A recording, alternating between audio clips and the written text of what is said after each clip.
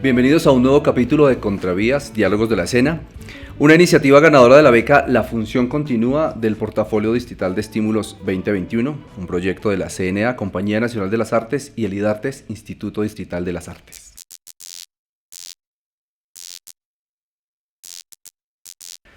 Hoy tenemos como invitado a Pedro Salazar, de la Universidad de los Andes, y nuestro capítulo de hoy, El Niño Necio.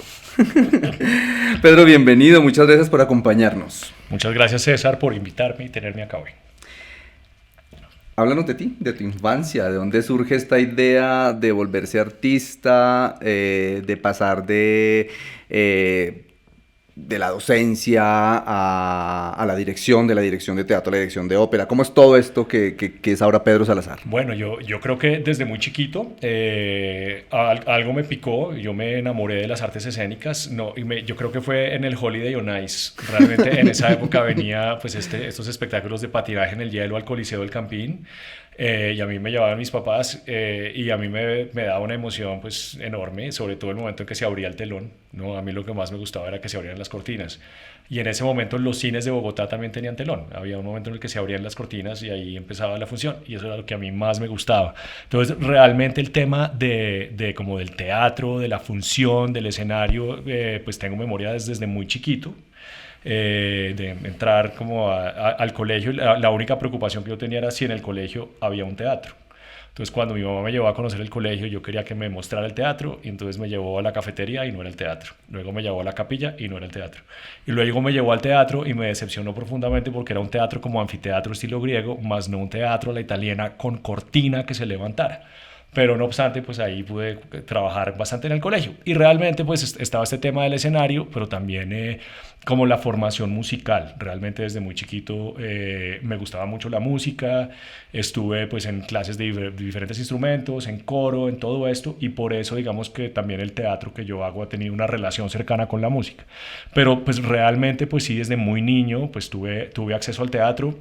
Mi abuelo pues trabajaba en el tema de cultura. Él tenía una emisora en Bogotá que se llamaba la HJCK. Entonces tenía como acceso como a la música clásica y a la literatura y todos estos temas que a mí me gustaban mucho desde chiquito. Y mi papá estaba en la junta directiva del Teatro Popular de Bogotá, del TPB en ese momento. Entonces gracias a eso pues también tuve acceso a eso. Pero realmente yo me enamoré del teatro también en los viajes, ¿no? Viendo teatro musical, sobre todo, que después uno lo educan en contra del teatro musical y después se vuelve a enamorar del teatro musical y decide uno que sí le gusta.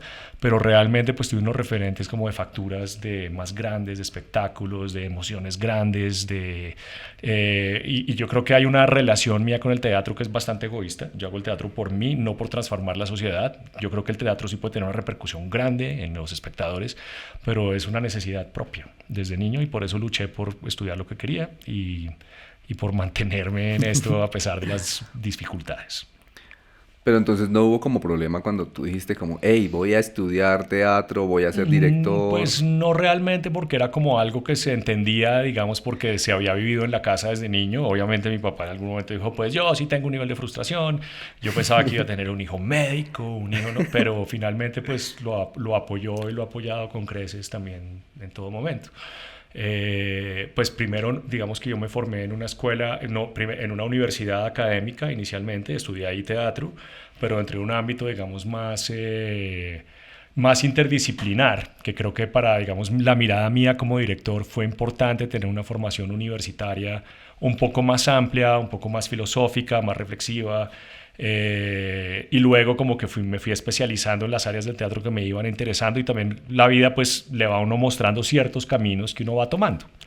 Pero sí, fue como eso, como bueno, pero estudié en una universidad, métale rigor, tómelo en serio, que es lo que, no, pues muy exigente también mi familia, pero pues mucho apoyo por parte de eso.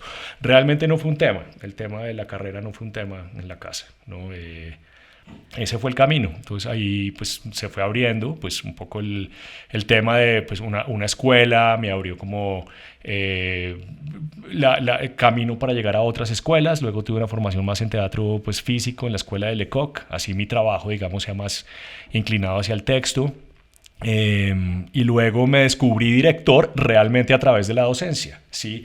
Ante la imposibilidad de conseguir trabajo como actor, regresado a Bogotá, entré a trabajar como profesor en un colegio y ahí descubrí la felicidad porque todos los días tenía un teatro y un grupo de estudiantes para crear algo y pasar rico sobre todo y hacer cosas increíbles, y ahí empecé a dirigir y me sentí muy cómodo en la dirección.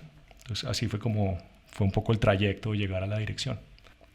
¿Cómo pasas de, bueno, ya nos contaste un poco que llegaste a trabajar con los chicos en el colegio y ahí empezaste a dirigir y te descubres como director y en qué momento dices, ok, tengo un conocimiento que quiero enseñar y quiero sistematizar y quiero transmitir? ¿Cuándo pasa Pues eso? realmente nunca pasó. Uno siempre decía No como, pasó. yo nunca voy a ser profesor, yo nunca voy a ser profesor de colegio, yo nunca voy a trabajar en el Teatro Nacional, yo nunca voy a trabajar en el Teatro Libre, yo nunca no. Y terminé siendo profesor, trabajando en el Teatro Nacional, trabajando en el Teatro Libre. O sea, esa arrogancia de la juventud en la que uno cree que trae todas las soluciones creativas para todo y que va a tener una mirada pura de teatro especial, pues realmente hay que colaborar con lo que hay.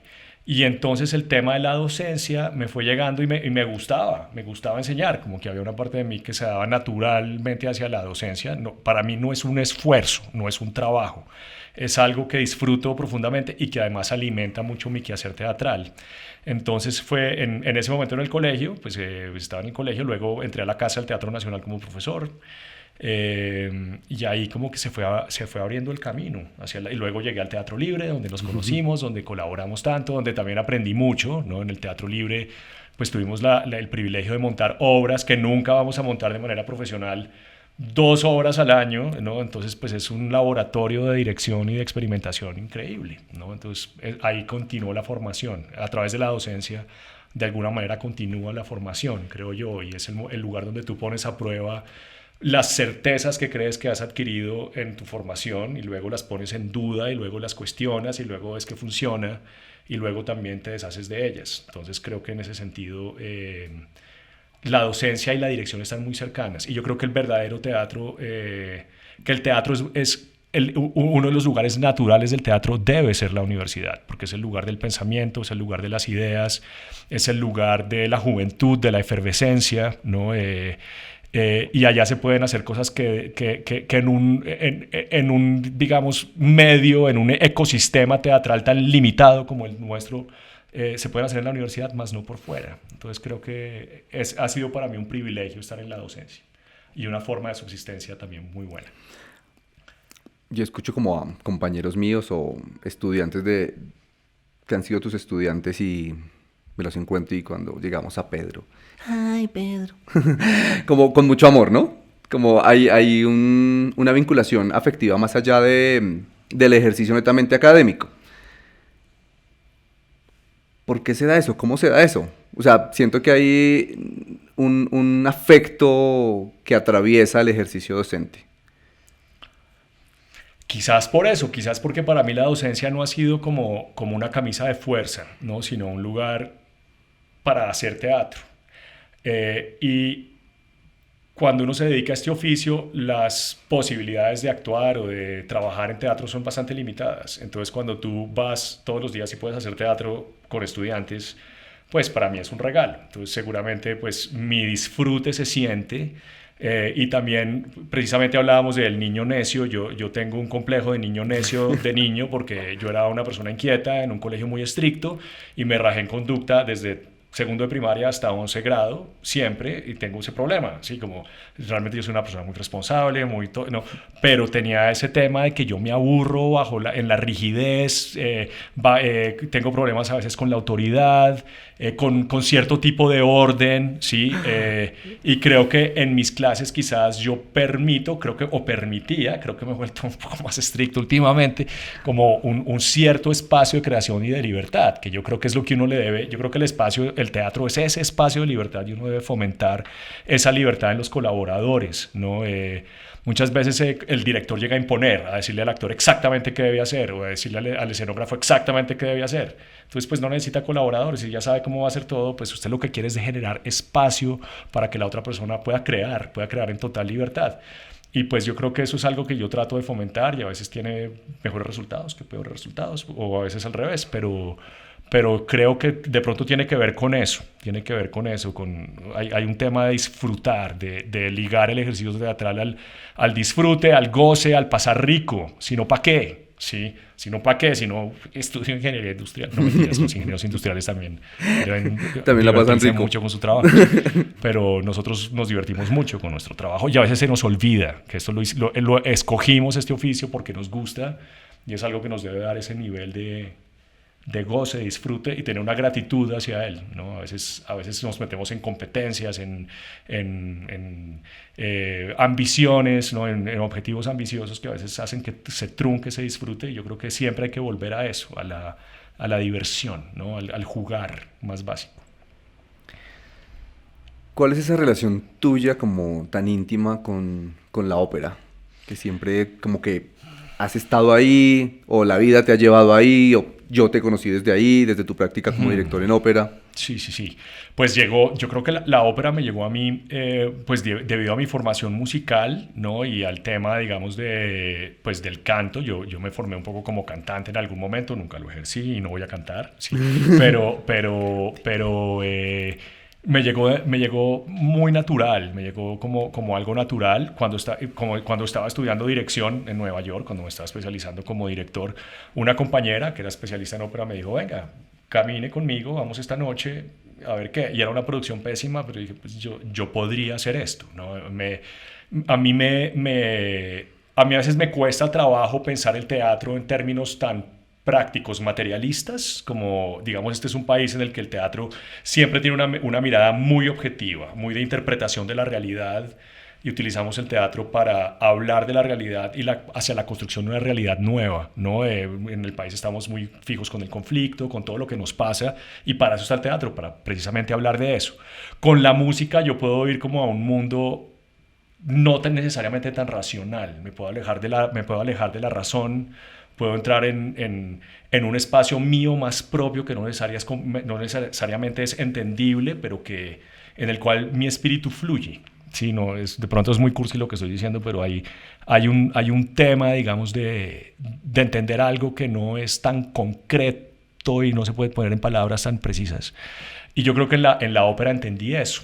Ahora, también me gusta el teatro que se sale de lo cotidiano, sí, que no necesariamente está representando o hablando de la realidad. Por eso me gusta también el teatro en verso, los clásicos, ¿no? En el que tenemos que crear universos en los que tenemos que aceptar que la gente habla en verso, o que la gente habla cantando, o la gente se expresa en emociones más grandes. Entonces la ópera pues es un género que tiene pues, óperas muy buenas, óperas muy malas, óperas mediocres, óperas fabulosas, óperas cómicas, ¿no? Es un género muy grande. Y entré a la ópera como asistente de un director de teatro, un gran director de teatro. Entonces el acercamiento a la ópera fue desde el teatro, ¿sí? Y vi que él aplicaba las mismas leyes que aplicaba en dirección teatral en la dirección operática, ¿no? Obviamente pues el ejercicio es diferente, pero me enamoré de la ópera y me enamoré de la complejidad musical, de la capacidad de entrar en esta música que es más compleja por lo general que la del teatro musical, ¿no? Aunque en el teatro musical hay obras maestras y músicas bellísimas. Y como que me fui metiendo en ese circuito y empecé a trabajar acá con Ópera de Colombia y luego pues ya de manera independiente, y ahora pues estamos coproduciendo 2 óperas este año con el Teatro Mayor y en Brasil también. Entonces eso está muy bueno. Creo que estoy como más dedicado a la ópera que al teatro en estos próximos 2 semestres, pero también tengo un proyecto de teatro que después les cuento. Cuéntame un poco, a ver si para que la gente entienda, digamos, el programa que tiene la Universidad de los Andes, que es una opción en artes escénicas. ¿Qué quiere decir opción en artes escénicas? ¿Cómo se articula con la universidad, con los programas de la universidad? Ok, entonces en los Andes no existe un departamento de artes escénicas como si existe en la Javeriana o en el Bosque o en la Universidad Central, ¿no? En la SAP, en la que hay una carrera en artes escénicas. En los Andes no hay eso a nivel de pregrado. Lo que existe es una opción. Una opción es como una carrera chiquita, ¿no? Una concentración especial como de investigación. Y las artes escénicas, al no tener departamento, somos lo que se llama un área transversal en la universidad, un área transversal en la Facultad de Artes y Humanidades. ¿Qué es transversal? Que precisamente es un eje por el que puede pueden transitar diferentes disciplinas.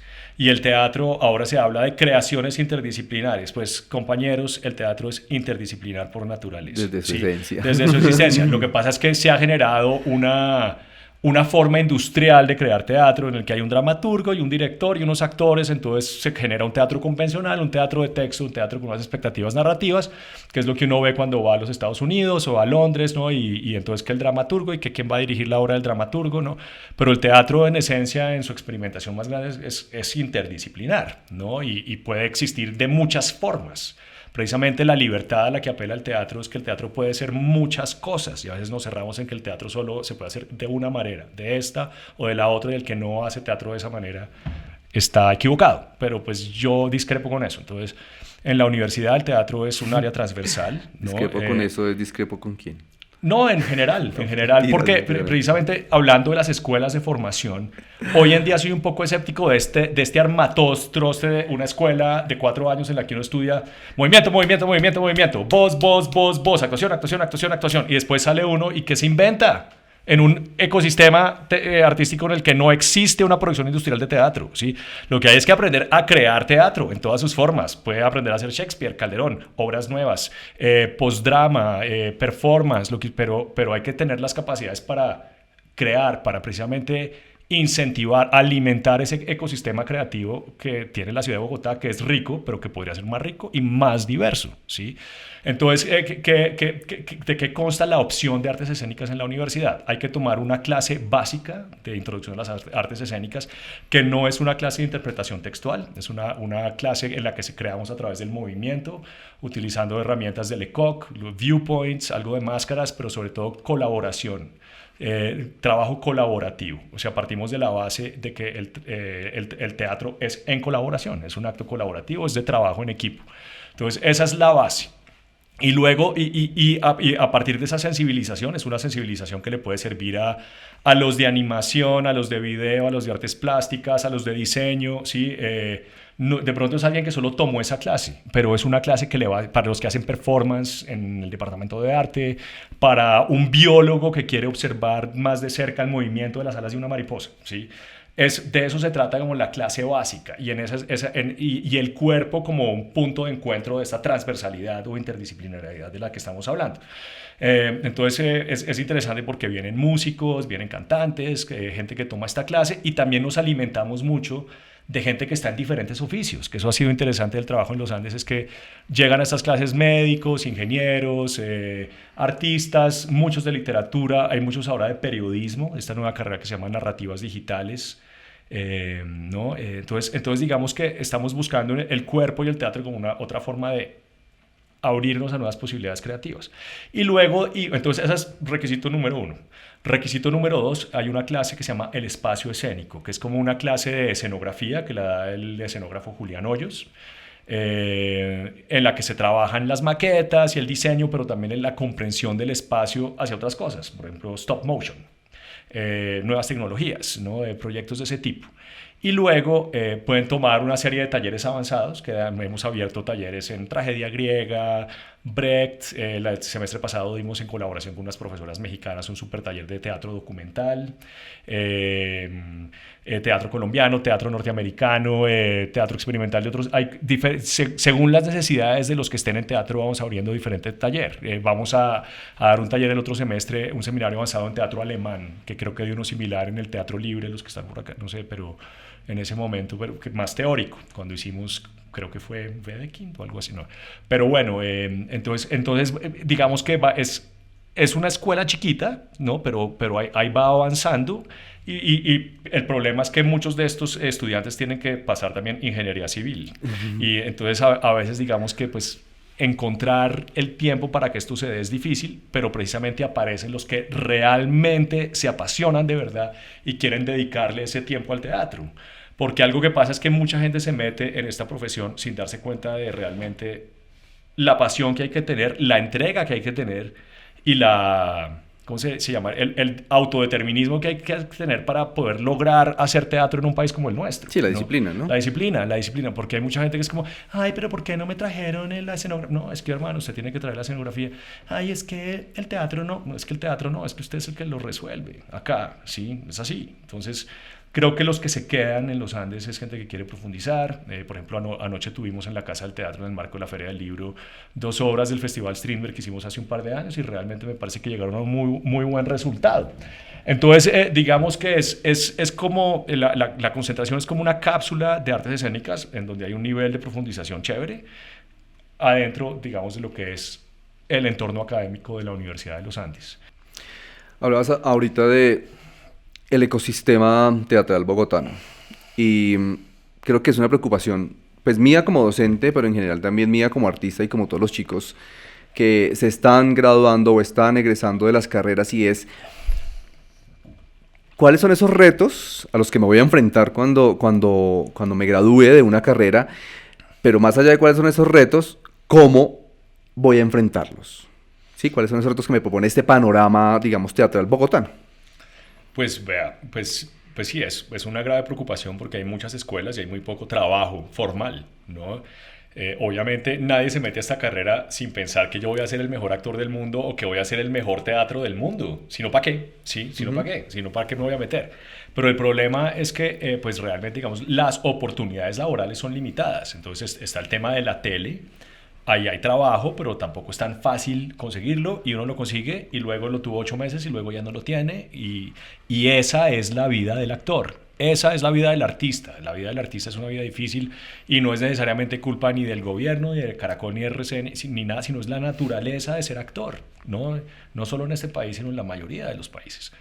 Entonces, yo creo que el resultado es hacer lo que hace la Compañía Nacional de las Artes, hacer un grupo, agremiarse, fortalecerse, ¿sí?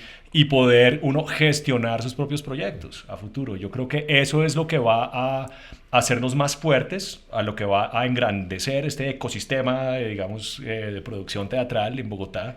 Porque si ustedes se ponen a mirar, realmente un actor que recibe un sueldo de un teatro, pues solo reciben un sueldo digno cuando actúan en la Castellana.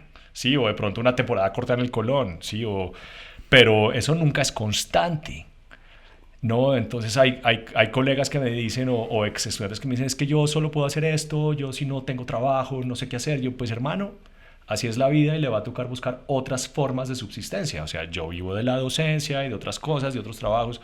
Ustedes también tienen otras cosas que hacen. Hay gente que tiene almacenes, hay gente que tiene restaurantes.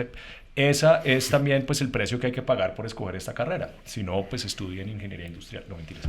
Pero sí, pero es verdad. Yo me acuerdo en el Teatro Libre, empezaba la carrera el primer día diciendo, tienen que saber que esta es una profesión difícil y que va a ser difícil conseguir trabajo, ¿no? Y es verdad. Decir que eso no es así sería falso, que así es. Ahora que el campo está abierto para inventarnos, para ser creativos, para superar bloqueos, para precisamente luchar contra esa adversidad, yo creo que sí es posible. Y creo que aquí todos somos ejemplos de que sí se puede. ¿Tú qué sientes que hace falta en el panorama académico? Digamos, ok, terminé mi pregrado en arte dramático. ¿Qué sientes que hace falta académicamente en cuanto a programas de formación ya de especialización, de maestría, de doctorado, todos los posgrados? Yo creo que hace falta, generar esa capacidad de autogestión, de formar compañías nuevas, de trabajar más en colaboración para que puedan salir grupos nuevos, ¿no? Que es lo que a veces se forma uno como actor y entonces sale uno al mercado y se busca el manager. Sí, pues eso es limitado. Yo creo que es importante que se formen nuevas compañías con nuevos puntos de vista, con nuevas ideas explorativas, ¿no? Yo creo que eso es clave y yo creo que también hay que formar gestores teatrales, ¿no? No solo gestores culturales, sino gestores teatrales, gente que cuando está en un teatro pues entienda qué es un teatro, por qué estoy en un teatro, que si tengo una compañía que se está presentando bajo, la saludo, estoy con ellos. Muchas veces uno está en teatros acá en el que uno ni siquiera conoce al director, el que ni siquiera conoce al director, es como, ¿no? Me parece que hay una falta de rigor en el oficio. Uno va a teatros grandes acá, sí, no voy a mencionarlos, pero donde la dirección técnica tiene súper mala actitud, donde si uno les dice, oiga, ¿será que podemos mover esta luz? Ya Sí, está montada para el espectáculo de está mañana. montada porque nos hemos habituado a que el teatro tiene que ser fácil, a que hacemos unos espectáculos con un sofá y 2 sillas, en el que el sofá es reciclable, no, sí, pero entonces yo creo que es eso, es un tema de mística, es un tema de pasión, es un tema de entender lo robusto y lo pesado también que puede ser el teatro. no sé cómo abordarlo desde la formación, pero yo creo que es en el quehacer y en el acercar a la gente que no estudia teatro al teatro. ¿Sí? ¿Cómo hacer para que los estudiantes de ingeniería vayan a teatro? ¿Cómo hacer para que los estudiantes de administración vayan a teatro? Y también cómo hacemos un teatro que le guste a la gente, que no sea un teatro mamón, porque también pasa mucho eso. O sea, yo no tengo que ir a teatro si a mí no me gusta. Y si me están obligando a ir a ver algo, pues que no voy a entender de entrada, o que no digo que haya que ajustarse a los gustos del público, pero sí o sea, la calidad es la calidad, y cuando el teatro es bueno la gente lo reconoce, así nunca haya ido a teatro. Y sí, y también a mí me impresiona, yo doy una clase que se llama Teatro y Democracia, en la que hay 50 estudiantes al bimestre, y uno pide que levanten las manos los que han ido a teatro el primer día, y sin mucho 8 de 50, y eso es en la Universidad de los Andes, ¿no? Entonces, ¿por qué? O sea, nosotros nos sentimos muy importantes porque hacemos teatro, pero a la mayoría de la gente le importa un carajo el teatro. ¿Y por qué? Pues porque no se han enamorado, no han ido a ver algo que les haya movido el suelo para querer volver, ¿no? Entonces, y Bogotá tiene un montón de teatro. Entonces, parte, digamos, de la labor que tenemos en los Andes es acercar a la comunidad uniandina a lo que está pasando en la ciudad de Bogotá, que vayan a ver obras y todo, cuando había, pues, más presupuesto antes de la pandemia. Ahora estamos como un poquito más limitados en ese sentido, y estamos empezando a volver a las salas, pero yo creo que hay que salir a explorar qué es lo que pasa en Bogotá y qué es lo que se da en Bogotá. Estamos en Contravías, Diálogos de la Escena, hoy con Pedro Salazar, el niño necio. Pedro, tenemos una pregunta de Sirley Martínez, una muy querida amiga de la casa, actriz, directora, pedagoga, que hace una reflexión sobre la vinculación entre los territorios y también la formación académica. Entonces, Sirley. ¿Cómo lograr un sistema de colaboración entre creadoras y creadores de teatro que permita no solamente vernos como iguales, sino que haga que las creadoras y los creadores de las zonas urbanas y de las grandes capitales trabajemos en colaboración con las creadoras y creadores de las provincias, de las pequeñas ciudades, de los pueblos, de los distintos municipios de Colombia? Bueno, pues es cierto que hay una distancia muy grande entre lo que está pasando en las ciudades y las regiones del país, ¿no? En cuanto al ejercicio teatral. De alguna manera el teatro es un fenómeno urbano, ¿no? Es un fenómeno que se da en las ciudades porque es donde hay más teatros, donde la gente sale, donde la gente participa en estos fenómenos de participación ciudadana en los que hay mucha gente. Entonces, pues la ciudad está ligada al teatro de alguna manera. Pero es una lástima que se haya perdido el ejercicio teatral en las regiones, que era, pues, digamos, Cali fue una ciudad muy fuerte en cuanto a teatro en el pasado, ¿no? Pues Manizales lo sigue siendo a través del festival, y yo creo que hay esfuerzos que se pueden hacer. Por ejemplo, el Teatro Color en este momento tiene un proyecto de capacitación en las regiones, que me parece interesante, más hacia la ópera.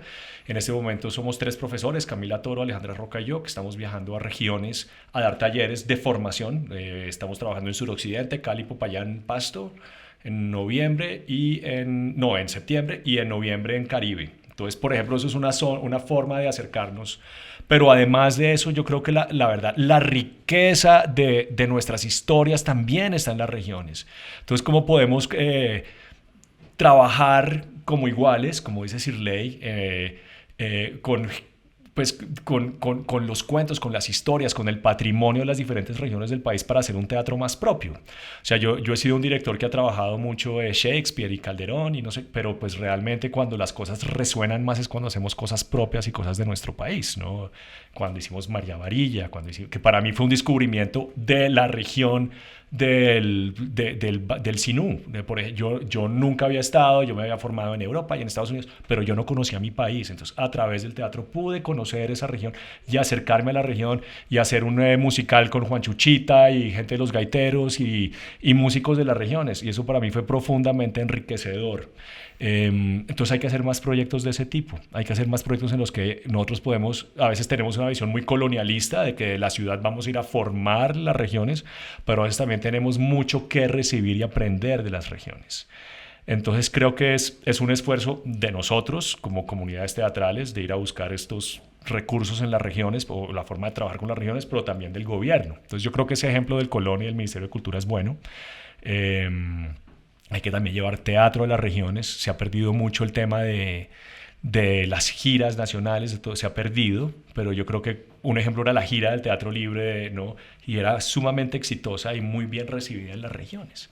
Entonces, para los que nos gusta el teatro, pues compartámoslo fuera de Bogotá. Es fácil decirlo, pero es muy difícil curar y producir una gira. Pero creo que tenemos una labor de mirarnos hacia adentro, descubrir el país e ir más adentro de eso. Tengo una pregunta, Pedro, antes de que terminemos, porque ya se nos va acabando el tiempo, pero en la que tú de una u otra manera tocas, y es,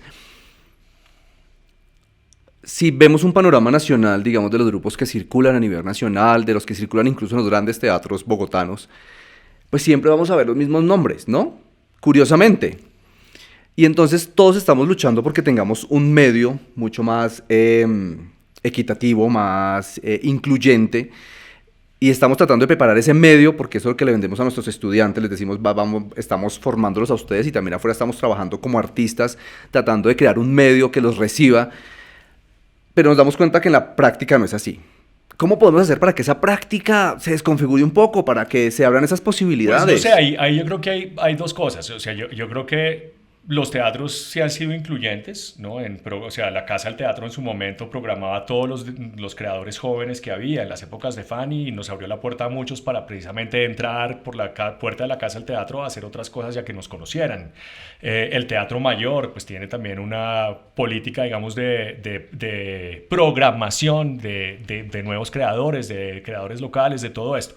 Pero también hay un tema, que es que uno también con el tiempo, cómo se abría, después de que uno le abren esa primera puerta, pues cuál es la calidad del producto que uno está teniendo para que tenga un impacto con el público, porque hay una parte que es de igualdad y de democracia, de que todos debemos tener las mismas oportunidades, pero también pues hay gente que se destaca más. ¿Por qué? Sí, por ejemplo, el éxito de Teatro Petra.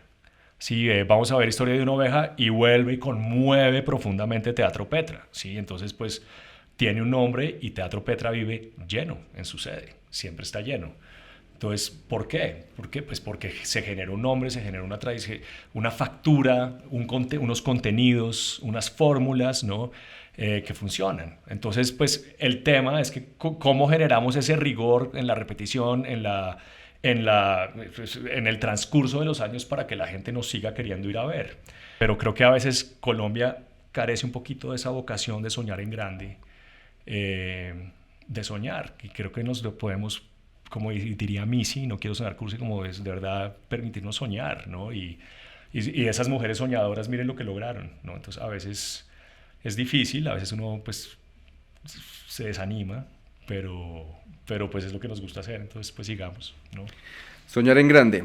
Él es Pedro Salazar, el niño necio. Muchas gracias, Pedro, por acompañarnos. Bueno, César. Te vas a quedar, te van a ver ahora como el niño necio. Esto es Contravías, Diálogos de la Escena. Recuerden, la CNA somos todos.